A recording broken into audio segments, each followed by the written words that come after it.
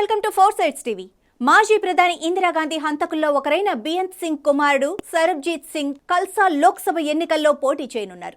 పంజాబ్లోని ఫరీద్ కోట్ నియోజకవర్గం నుంచి ఇండిపెండెంట్ గా పోటీ చేస్తున్నాడు. 12వ తరగతి డ్రాప్ అవుట్ అయిన సరబ్జీత్ సింగ్ కల్సా ఎన్నికల్లో పోటీ చేయటం ఇదే తొలిసారి కాదు.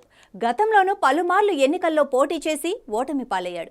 2009లో వచ్చిన లోక్సభ ఎన్నికల్లో బఠిండా నియోజకవర్గం నుంచి పోటీ చేసి ఓడిపోయారు. ఆ ఎన్నికల్లో ఆయనకు 1,13,490 ఓట్లు వచ్చాయి. 2014లో జరిగిన పంజాబ్ అసెంబ్లీ ఎన్నికల్లో ఫతేగఢ్ సాహిబ్ రిజర్వ్డ్ స్థానం నుంచి పోటీ చేసి కూడా ఓటమి పాలయ్యాడు.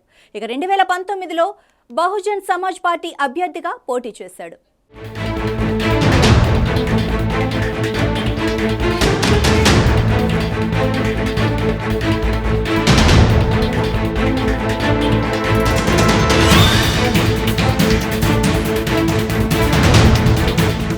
రెండు 2014 లోక్సభ ఎన్నికల సమయంలో తనకు 3.5 కోట్ల ఆస్తులున్నట్లు అఫిడవిట్లో పేర్కొన్నాడు. ఇక సరబ్జీత్ తల్లి బిమల్ కౌర్ ఖల్సా 1989లో జరిగిన సార్వత్రిక ఎన్నికల్లో రోపర్ స్థానం నుంచి ఎంపీగా పోటీ చేసి గెలుపొందారు.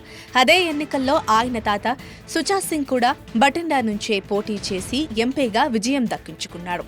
ప్రస్తుతం సరబ్జీత్ పోటీ చేస్తున్న ఫరీద్ కోట్లో కాంగ్రెస్ ఎంపీ మహమ్మద్ సాదిక్ ప్రాతినిధ్యం వహిస్తున్నారు. ఈ లోక్సభ ఎన్నికల్లో బీజేపీ పార్టీ తరపున సిట్టింగ్ ఎంపీ సినీ నేపథ్య గాయకుడు హన్స్రాజ్ హన్స్ పోటీ చేస్తున్నాడు. ఆమ్ ఆద్మీ పార్టీ తరపున ప్రముఖ కమెడియన్ కరమ్జీత్ అనుమోల్ పోటీ చేస్తున్నారు. శిరోమణి అకాలీదళ్, కాంగ్రెస్ పార్టీలు ఫరీద్ కోట్లో తమ అభ్యర్థులను ఇంకా ప్రకటించలేదు.